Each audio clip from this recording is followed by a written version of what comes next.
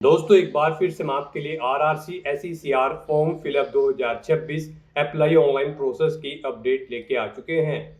किस तरह से आप south east central railway SER railway apprentice के 1644 खाली पदों के लिए अपने फॉर्म अप्लाई कर सकते हो। स्टेप बाय स्टेप कंप्लीट जानकारी आपको इस वीडियो में दी जाएगी। लास्ट डेट ऑनलाइन आवेदन करने की 4 जून 2026 है। कुछ ही दिन शेष रह गए हैं, तो आप जल्द से जल्द अपना फॉर्म अप्लाई कर ले। आपके लिए आवेदन करने का सुनहरा और बड़ा अवसर है। ऑनलाइन आवेदन करते समय आप अपना रजिस्ट्रेशन किस प्रकार से करोगे, कैसे आपको अपनी पर्सनल डिटेल फिल करनी होगी, डॉक्यूमेंट सिग्नेचर फोटोग्राफ कैसे और कितने केबी में आप अपलोड करोगे, किस तरह से आपको अपना फीस पेमेंट करना होगा। फॉर्म अप्लाई करते समय आपको कोई भी ऐसी गलती या फिर मिस्टेक नहीं करनी होगी जिसको करने से आपका एप्लीकेशन फॉर्म रिजेक्ट हो सकता है। आवेदन करते समय अगर आपके सामने कोई भी टेक्निकल डिफिकल्टी आ रही है तो उसका हल भी आपको इस वीडियो में मिल जाएगा।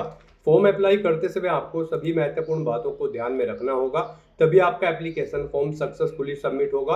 ऑनलाइन आवेदन करते समय आप किस प्रकार से अपना फाइनली फॉर्म सबमिट करोगे, रजिस्ट्रेशन से लेकर प्रिंट तक, पूरी जानकारी के लिए आपको ये वीडियो शुरू से लेकर एंड तक बिना स्किप किए हुए देखनी होगी।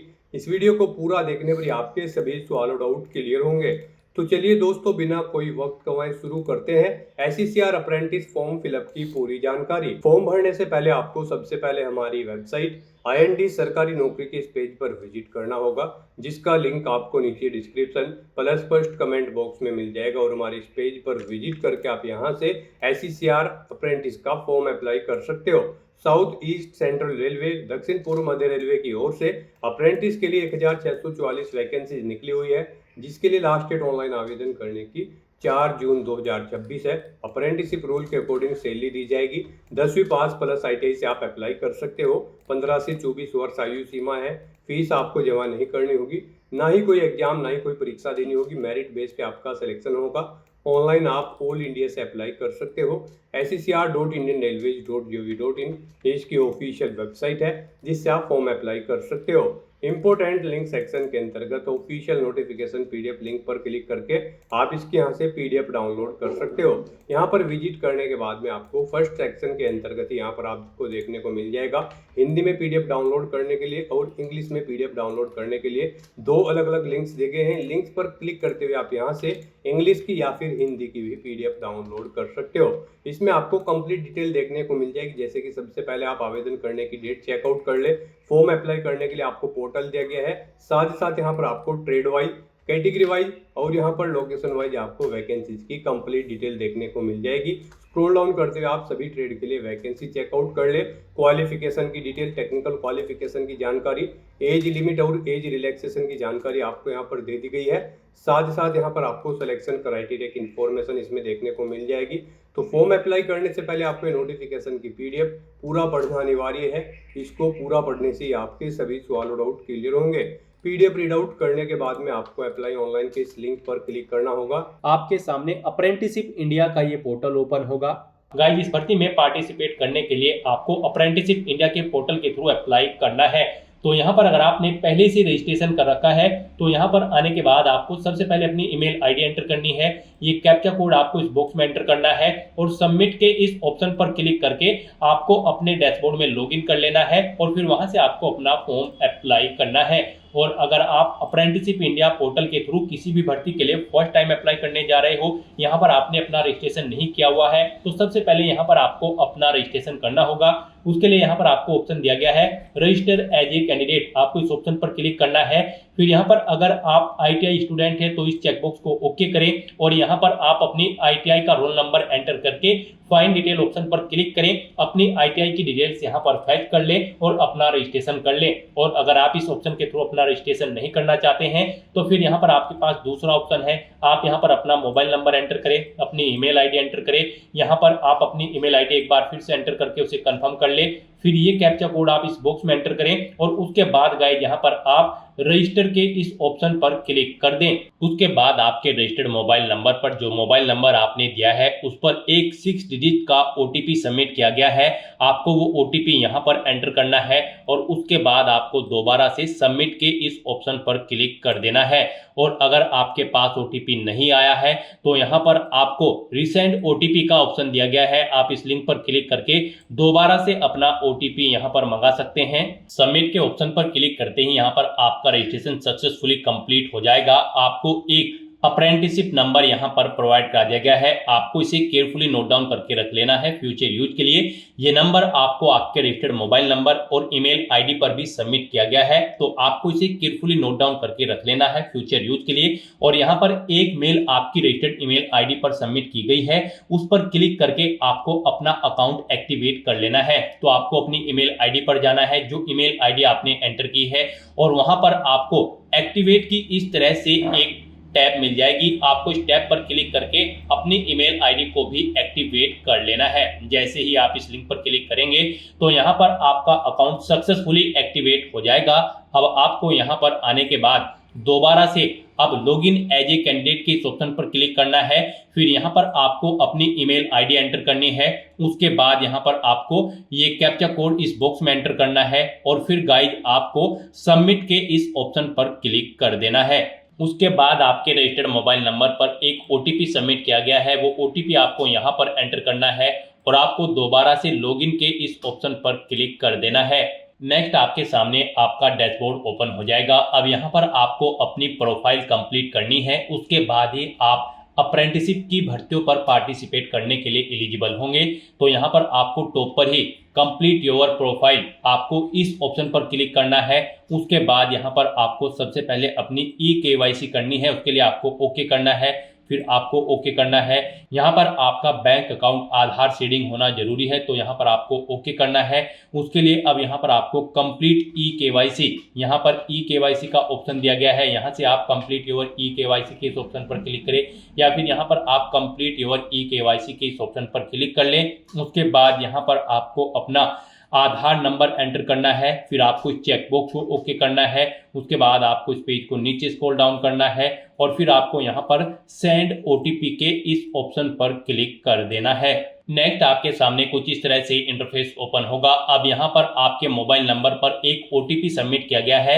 उस मोबाइल नंबर पर जिससे आपका आधार कार्ड अटैच है, वो OTP आपको यहाँ पर एंटर करना है, और फिर आपको वेरीफाई के इस ऑप्शन पर क्लिक कर देना है। उसके बाद आपके सामने कुछ इस तरह से इंटरफेस ओपन होगा। अब यहाँ पर आपको अपना डिस्ट्रिक्ट सेलेक्ट कर लेना है। फिर यहाँ पर आपको आपके फादर का नाम शो कर दिया जाएगा। उसके बाद यहाँ पर आपसे पूछा गया है, यहाँ पर जो ये नाम शो हुआ है उससे आपका क्या रिलेशनशिप है। यहाँ पर आप ऑप्शन सेलेक्ट करें, फादर, मदर, या फिर सपोज आप अपने अकॉर्डिंग यहाँ पर ऑप्शन सेलेक्ट करें। उसके बाद आपको इस पेज को नीचे स्क्रॉल डाउन करना है। उसके बाद यहाँ पर आपको आपके आधार का जो आपका फोटो है वो यहाँ पर आपको शो कर दिया जाएगा। इस अकाउंट की प्रोफाइल इमेज यहाँ पर आप अपलोड कर दें। आपको अपलोड इमेज के ऑप्शन पर क्लिक करना है, फोटो को सिलेक्ट करना है, और यहाँ पर अपनी इस प्रोफाइल के लिए इमेज को यहाँ पर अपलोड कर देना है। इमेज आपकी JPEG या फिर JPG या फिर PNG फॉर्मेट में होनी चाहिए। 4 MB से कम उसका साइज होना चाहिए। तो यहाँ पर अपनी प्रोफाइल इमेज अपलोड करने के बाद फिर आपको गो के इस ऑप्शन पर क्लिक करना है। इस तरह से यहाँ पर आपकी eKYC कंप्लीट हो जाएगी। आपको आपके डैशबोर्ड में डायरेक्ट कर दिया जाएगा। अब यहाँ पर आपको अपनी बैंक डिटेल देनी है। अब यहाँ पर आपको बैंक डिटेल के सामने अपडेट के इस ऑप्शन पर क्लिक करना है। उसके बाद आपके सामने कुछ इस तरह से इंटरफेस ओपन होगा। अब यहाँ पर आकर आपको अपना बैंक का IFSC कोड एंटर करना है और फाइंड के ऑप्शन पर क्लिक कर देना है। उसके अकॉर्डिंग यहाँ पर आपके बैंक का नेम आपको यहाँ पर शो कर दिया जाएगा। फिर यहाँ पर आपको अपना अकाउंट नंबर एंटर करना है। वही अकाउंट नंबर आपको एक बार फिर से एंटर करके उसे कंफर्म कर लेना है। फिर यहाँ पर आपको अपने बैंक का अकाउंट टाइप सेलेक्ट करना है। आपका अकाउंट सेविंग है या फिर करंट है, आप अपने अकॉर्डिंग ऑप्शन सेलेक्ट करें। फिर यहाँ पर आपसे पूछा गया कि क्या आपका बैंक अकाउंट लिंक है या फिर सीडेड है आधार के साथ। अगर है तो यस करें, नहीं है तो नो ऑप्शन सेलेक्ट करें, और अगर नहीं पता है तो आप डोंट नो ऑप्शन पर क्लिक करें। और फिर यहाँ पर आपको डिक्लेयर करना है कि आपको पता है DBD का जो अमाउंट होता है वो आपके आधार सीडेड अकाउंट में ही सबमिट किया जाता है। तो आपको इस चेकबॉक्स को ओके कर देना है, और फिर गाइस यहाँ पर आपको सबमिट के इस ऑप्शन पर क्लिक कर देना है। इस तरह से यहाँ पर आपके बैंक अकाउंट की सभी डिटेल सक्सेसफुली सेव हो जाएगी। यहाँ पर आप इन्हें चेकआउट करें। कहीं पर कोई मिस्टेक है तो आप एडिट के इस ऑप्शन पर क्लिक करके एडिट कर लें, और सभी डिटेल्स ओके हैं तो बस यहाँ पर अब आपको बैक के इस ऑप्शन पर क्लिक करना है। नेक्स्ट यहाँ पर अब आपको अपनी क्वालिफिकेशन की डिटेल देनी है। तो यहाँ पर आपको इस सेक्शन में अपने डैशबोर्ड में आकर अपडेट के इस ऑप्शन पर दोबारा से क्लिक करना है। नेक्स्ट आपके सामने कुछ इस तरह से इंटरफेस ओपन होगा। अब यहाँ पर आपको अपनी एजुकेशन डिटेल देनी है। यहाँ पर आप क्वालिफिकेशन टाइप में सेलेक्ट करें, एजुकेशनल क्वालिफिकेशन देना चाहते हो या फिर ट्रेन अंडर स्कीम के तहत जो क्वालिफिकेशन है उनकी डिटेल आप देना चाहते हो, यहाँ पर आप अपने अकॉर्डिंग ऑप्शन सेलेक्ट करें। एजुकेशनल क्वालिफिकेशन अगर आप सेलेक्ट करते हैं तो फिर यहाँ पर आप अपनी कोई भी क्वालिफिकेशन, जिस क्वालिफिकेशन की डिटेल आप देना चाहते हैं यहाँ पर सेलेक्ट करें। जैसे कि 10th की अगर आप डिटेल देना चाहते हैं तो यहाँ पर आप 10th ऑप्शन सेलेक्ट करें। फिर यहाँ पर आपको अपनी 10th की स्पेशलाइजेशन अगर आपकी है तो यहाँ पर आप एंटर कर दे। इंस्टीट्यूट या स्कूल का नाम दे जिससे आपने अपनी 10वीं क्लास पास आउट की है। एग्रीगेट मार्क्स यहाँ पर यानी कि कितने मार्क्स आपने ऑब्टेन किए हैं वो यहाँ पर आप एंटर करें। इस पेज को नीचे स्क्रॉल डाउन करें, टोटल मार्क्स यहाँ पर आप एंटर करें जिसमें से आपने मार्क्स ऑब्टेन किए हैं। फिर यहाँ पर आपको अपनी परसेंटेज एंटर करनी है। उसके बाद यहाँ पर आपको बताना है कि कब आपने 10th पढ़नी स्टार्ट की थी, वो डेट आप यहाँ पर इस कैलेंडर में से सिलेक्ट करें। कब आपकी कंप्लीट हुई है वो डेट यहाँ पर आप सिलेक्ट करें। फिर यहाँ पर आपको अपना क्वालिफिकेशन डॉक्यूमेंट, जैसे कि अगर आप 10वीं क्लास की डिटेल प्रोवाइड करा रहे हैं तो 10वीं का रिजल्ट या फिर सर्टिफिकेट यहाँ पर आपको अपलोड करना है। आपको चूज फाइल बटन पर क्लिक करना है, फाइल को सिलेक्ट कर लेना है और उसे यहाँ पर आपको अपलोड कर देना है। आपका जो डॉक्यूमेंट होगा वो JPEG, JPG, PNG या फिर PDF फॉर्मेट में होना चाहिए। 4 MB से कम उसका साइज होना चाहिए। तो इस तरह से यहाँ पर अपनी डिटेल प्रोवाइड कराने के बाद फिर आपको अपडेट के इस ऑप्शन पर क्लिक करना है। उसके बाद आपको आपके डैशबोर्ड में डायरेक्ट कर दी जाएगा। यहाँ पर आपकी 10th क्लास की डिटेल ऐड हो चुकी है, यहाँ से आप चेकआउट कर सकते हो। उसके बाद अगर आप 12th, ITI, ग्रेजुएट या फिर पोस्ट ग्रेजुएट की डिटेल देना चाहते हो तो यहाँ पर आपको ऐड एजुकेशन के इस ऑप्शन पर क्लिक करना है। दोबारा से आपके सामने यहाँ पर एजुकेशन डिटेल का ये इंटरफेस ओपन हो जाएगा। अब यहाँ पर आपको अपनी क्वालिफिकेशन का टाइप सेलेक्ट करना है। उसके बाद आपको अपनी क्वालिफिकेशन सेलेक्ट कर लेनी है, जिस क्वालिफिकेशन की डिटेल आप देना चाहते हैं। फिर यहाँ पर आपको कैटेगरी या सेक्टर सेलेक्ट कर लेना है जिसमें आपने अपनी 12वीं, 10वीं या फिर ग्रेजुएशन कंप्लीट की है। उसके बाद यहाँ पर आपकी अगर कोई स्पेशलाइजेशन है तो वो एंटर कर दें, नहीं है तो इस कॉलम को खाली छोड़ दें। उसके बाद आपको अपने इंस्टीट्यूट या फिर कॉलेज का नाम देना है। एग्रीगेट मार्क्स, कितने मार्क्स आपने ऑब्टेन किए हैं वो आपको एंटर करने हैं। टोटल कितने मार्क्स थे जिसमें से आपने मार्क्स ऑब्टेन किए हैं वो आपको एंटर करने हैं। अपनी परसेंटेज यहाँ पर आपको एंटर करनी है। स्टार्टिंग डेट देनी है, कब आपने क्वालिफिकेशन स्टार्ट की थी, कब एंड हुई है यानी कि कंप्लीट हुई है वो डेट आपको सिलेक्ट कर लेनी है। फिर यहाँ पर आपको अपना डॉक्यूमेंट अपलोड कर देना है, यानी कि अगर 12वीं की डिटेल आप प्रोवाइड करा रहे हैं तो उसकी मार्कशीट या फिर सर्टिफिकेट आपको अपलोड करना होगा। आपको चूज फाइल बटन पर क्लिक करना है, फाइल को सिलेक्ट कर लेना है और उसे यहाँ पर अपलोड कर देना है। फाइल आपकी JPEG, JPG, PNG या फिर PDF फॉर्मेट में होनी चाहिए। 4 MB से कम उसका साइज होना चाहिए। तो इस तरह से अपनी डिटेल प्रोवाइड कराने के बाद आपको दोबारा से अपडेट के इस ऑप्शन पर क्लिक करके अपनी डिटेल प्रोवाइड करा देनी है। इस तरह से यहाँ पर आपकी 12th क्लास की डिटेल भी ऐड हो जाएगी। उसके बाद अगर आप ITI या फिर ग्रेजुएट की डिटेल देना चाहते हैं तो यहाँ पर आपको आपके डैशबोर्ड में दोबारा से ऐड एजुकेशन के इस ऑप्शन पर क्लिक करना है। आपके सामने यही इंटरफेस शो होगा। यहाँ पर आप अपनी एजुकेशनल क्वालिफिकेशन ऑप्शन सेलेक्ट करें, फिर क्वालिफिकेशन सेलेक्ट करें, ITI या फिर ग्रेजुएट या फिर पोस्ट ग्रेजुएट। ITI अगर आप सेलेक्ट करते हैं तो फिर यहाँ पर आपको बताना है आपने अपनी ITI NCVT या फिर SCVT किससे कंप्लीट की है, आप अपने अकॉर्डिंग ऑप्शन सेलेक्ट करें। स्पेशलाइजेशन यहाँ पर आप सेलेक्ट करें किस में आपने अपनी ITI कंप्लीट की है, यहाँ पर आप अपने अकॉर्डिंग ऑप्शन सेलेक्ट करें। फिर इंस्टीट्यूट का नाम दें जिससे आपने अपनी ITI कंप्लीट की है, कितने मार्क्स आपने ऑब्टेन किए हैं वो यहाँ पर आप एंटर करें। उसके बाद यहाँ पर आपसे पूछा गया है कि यहाँ पर आपको टोटल कितने मार्क्स थे जिसमें से आपने मार्क्स ऑब्टेन किए हैं वो आपको एंटर करने हैं। अपनी परसेंटेज देनी है, कितने % मार्क्स आपने ऑब्टेन किए हैं ITI में, कब स्टार्ट की थी ITI पढ़नी, कब कंप्लीट हुई है वो डेट आप यहाँ पर सिलेक्ट कर लें। उसके बाद यहाँ पर आप अपनी ITI की जो क्वालिफिकेशन डॉक्यूमेंट है उन्हें यहाँ पर आप अपलोड कर दें। वो JPEG, JPG, PNG या फिर PDF फॉर्मेट में होने चाहिए। 4 MB से कम आपकी फाइल का साइज होना चाहिए। आपको चूज फाइल बटन पर क्लिक करना है, फाइल को सिलेक्ट कर लेना है और अपने यहाँ पर डॉक्यूमेंट को अपलोड कर देना है। इस तरह से अपनी डिटेल प्रोवाइड कराने के बाद फिर आपको अपडेट के इस ऑप्शन पर क्लिक करना है और अपनी ITI की डिटेल भी यहाँ पर आपको ऐड कर देनी है। उसके बाद अगर आप ग्रेजुएशन, पोस्ट ग्रेजुएशन या फिर कोई अन्य डिग्री या फिर डिप्लोमा की डिटेल देना चाहते हैं तो सेम प्रोसेस आपको यही करना होगा और आपको अपनी हायर क्वालिफिकेशन तक की सभी डिटेल्स यहाँ पर ऐड कर देनी होगी। इस तरह से यहाँ पर अपनी हायर क्वालिफिकेशन तक की डिटेल प्रोवाइड कराने के बाद आपको फिर दोबारा से यहाँ पर अपने प्रोफाइल के इस ऑप्शन पर क्लिक करना है। फिर यहाँ पर आपको डैशबोर्ड के इस ऑप्शन पर क्लिक करना है। फिर आपको आपके डैशबोर्ड में डायरेक्ट कर दिया जाएगा। यहाँ पर आकर अब आपको मदर नेम के सामने अपडेट के इस ऑप्शन पर क्लिक करना है। नेक्स्ट आपके सामने यहाँ पर कुछ इस तरह से इंटरफेस शो होगा। अब यहाँ पर आकर आपको सबसे पहले अगर आपके पास कोई अल्टरनेट मोबाइल नंबर है तो यहाँ पर आप एंटर कर दें, नहीं है तो आप इस कॉलम को खाली छोड़ दें। उसके बाद यहाँ पर आपसे पूछा गया है कि क्या आपको कोई डिसेबिलिटी है या फिर आप दिव्यांग है। अगर हैं तो यहाँ पर आप येस ऑप्शन सेलेक्ट करें और फिर उसकी डिटेल दें, नहीं है तो आप नो ऑप्शन सेलेक्ट करें। येस ऑप्शन अगर आप सेलेक्ट करते हो तो फिर यहाँ पर आपको अपनी डिसेबिलिटी की परसेंटेज मेंशन करनी है। डिसेबिलिटी का कोई प्रूफ यानी कि सर्टिफिकेट आपको अपलोड करना है, जेपीजी, पीएनजी या फिर पीडीएफ फॉर्मेट में। 4 MB से कम उसका साइज होना चाहिए। अपनी डिसेबिलिटी कैटेगरी यहाँ पर आपको सिलेक्ट कर लेनी है, सब डिसेबिलिटी कैटेगरी आपको सिलेक्ट करनी है।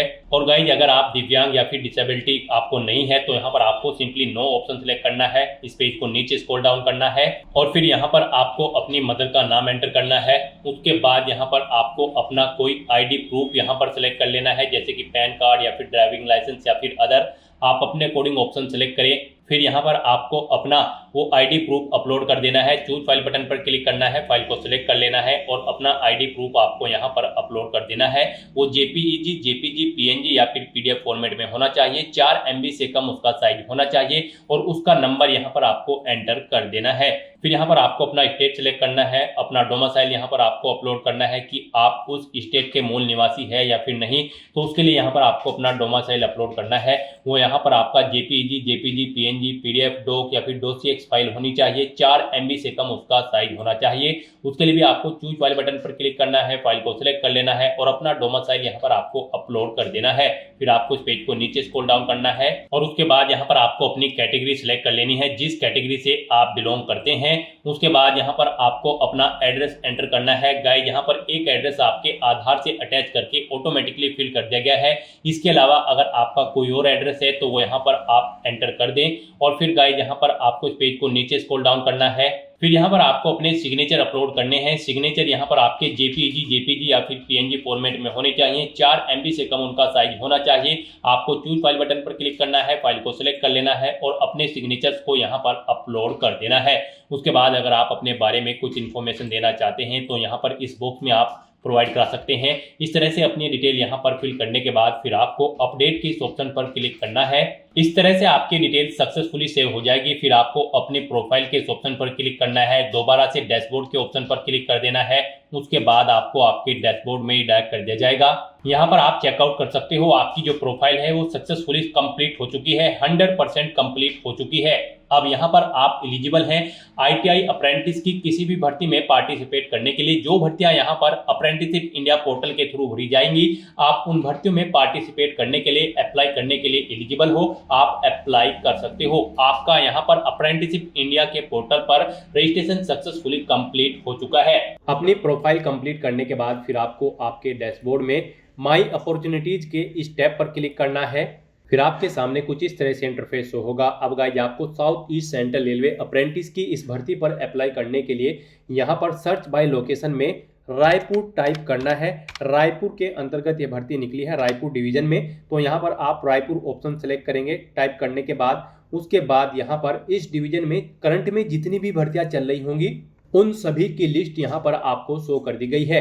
गाइस यहाँ पर आप अप्रेंटिस की जिस भी ट्रेड के लिए अप्लाई करना चाहते हैं, जैसे कि टर्नर या फिर मैकेनिस्ट या फिर वेल्डर या फिर फिटर, आप यहाँ पर जिस भी ट्रेड के लिए अप्लाई करना चाहते हैं, जिस ट्रेड का आपके पास ITI सर्टिफिकेट है, उसके लिए आप यहाँ पर अप्लाई की टैब पर क्लिक करेंगे और सिंपली आप यहाँ पर अप्रेंटिस की इस भर्ती के लिए अप्लाई कर लेंगे। तो यहाँ पर आप जिस ट्रेड के लिए अप्लाई करना चाहते हैं अप्लाई कर सकते हैं। सिंपली अप्लाई के टैब पर क्लिक करते हुए यहाँ पर आप एक से ज़्यादा ट्रेड के लिए भी अप्लाई कर सकते हैं। अगर आपके पास 2 सर्टिफिकेट है ITI के अलग अलग ट्रेड में, तो आप 2 ट्रेड के लिए भी अप्लाई कर सकते हो। और गाइस यहाँ पर आप व्यू डिटेल के ऑप्शन पर क्लिक करके इस भर्ती की डिटेल्स भी चेकआउट कर सकते हो। तो जैसे ही आप अप्लाई के स्टेप पर क्लिक करेंगे, फिर आपको यहाँ पर लोकेशन सेलेक्ट करनी होगी। यहाँ पर उस ट्रेड के अंतर्गत जिस भी शॉप या लोकेशन पर वो यहाँ पर भर्ती होगी वो आपको सिलेक्ट करनी है और अप्लाई के ऑप्शन पर क्लिक करना है। फिर यहाँ पर आपके सामने मैसेज शो हो जाएगा, आप सक्सेसफुली अप्लाई कर चुके हो और यहाँ पर आपको उस ट्रेड में ऑलरेडी अप्लाइड टैब शो कर दी जाएगी जैसे ही आप अप्लाई कर लेंगे। तो दोस्तों ऐसे आप south east central railway apprentice की इस भर्ती के लिए अपने फॉर्म अप्लाई कर सकते हो बिना कोई मिस्टेक किए हुए। आज की इस वीडियो में बस इतना ही। आई होप ये वीडियो आपको पसंद आई होगी। अगर पसंद आई हो तो इसे लाइक और शेयर करें। चैनल पर नए हो तो इसे सब्सक्राइब कर लें। Thanks for watching.